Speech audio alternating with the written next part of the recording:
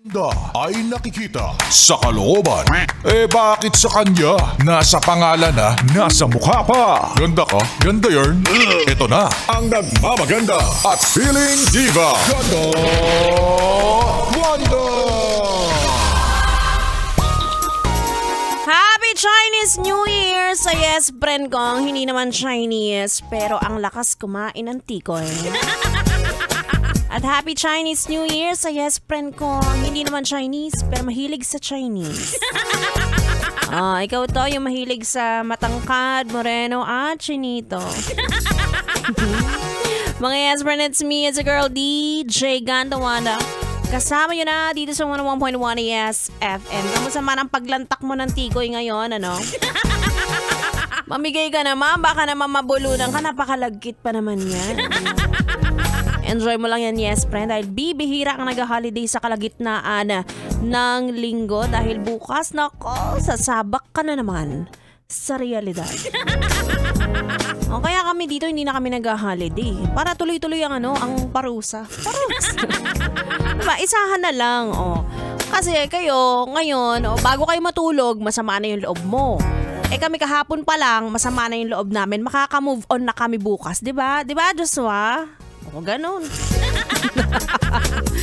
Ay, nako.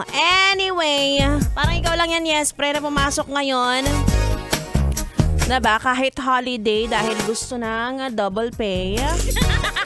Pero masisisi ba kita? Tatlo-tatlo ang jowa mo. Paano mo naman i-maintain yan?